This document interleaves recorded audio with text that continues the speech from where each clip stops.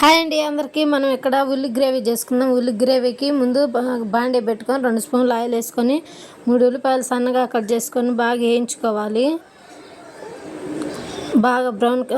బాగా వేయించుకోవాలి ఉల్లిపాయలని నూనెలో. అలా తిప్పుతూ ఉంటే ఏగుతూ ఉంటాయి. ఉల్లిపాయలు బాగా వేయించుకొని ఒక చిన్న ఉల్లిపాయ గడ్డ, కాసిన పల్లీలు వేసుకోవాలి. అవి కూడా ఉల్లిపాయలతోటి వేయించుకోవాలి.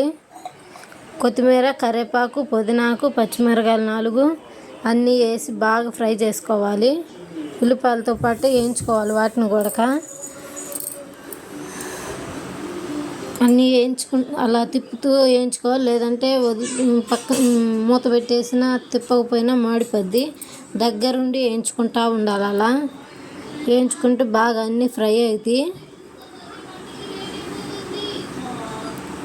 అలా వేయించుకున్న తర్వాత మొత్తం తీసి మిక్సీ గిన్నెకి ట్రాన్స్ఫర్ చేసుకోవాలి. మిక్సీ గిన్నెకి ట్రాన్స్ఫర్ చేసుకుని మిక్సీ గిన్నెలో వేసేసుకున్న తర్వాత 1 కప్పు పెరుగు పోసుకోవాలి.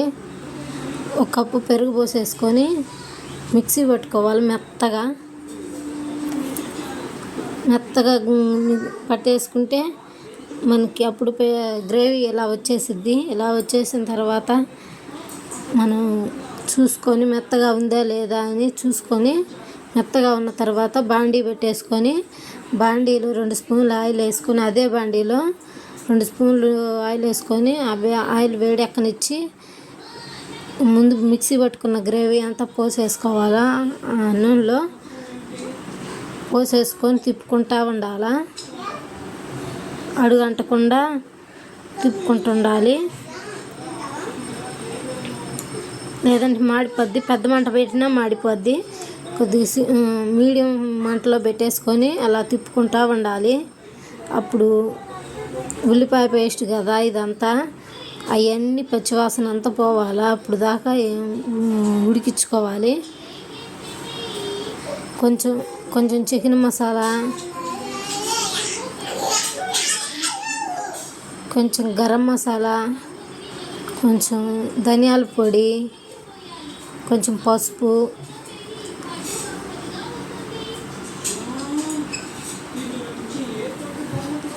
చికెన్ మసాలా, గరం మసాలా, ధనియాల పొడి, పసుపు, 2 స్పూన్లు కారం అన్నీ వేసుకోవాలి. అన్నీ వేసేసుకొని కలుపుకోవాలి బాగా. కారం కొంచెం సరిపోద్ది. ఎందుకంటే మనం ఉల్లిపాయలలో పచ్చిమిరకాయలు వేసి వేయించుకున్నాం కదా, వాటిల్లో మంట కూడా ఉంటుంది. కాబట్టి మనకి కారం కూడా కొంచెమే సరిపోద్ది దీనిలోకి. ఈ కూర ఒకసారి చేసుకున్నారంటే సూపర్ ఉంటుంది. ఒకసారి చేసుకున్నారంటే వదిలిపెట్టరు. అసలు టమాటాలు అవసరమే లేదు ఈ కూరకి. కూర సూపర్ ఉంటుంది. టమాటాలు లేకుండా గ్రేవీ కూర రెడీ అయ్యిద్ది. అలా కలుపుకుంటే మొత్తం కలర్ అనేది చేంజ్ అయిపోద్ది. మనం మంట పెట్టేసుకొని ఇంకా అలా తిప్పుకొని ఒక 5 నిమిషాల పక్కన అట్లా ఉంచాలి.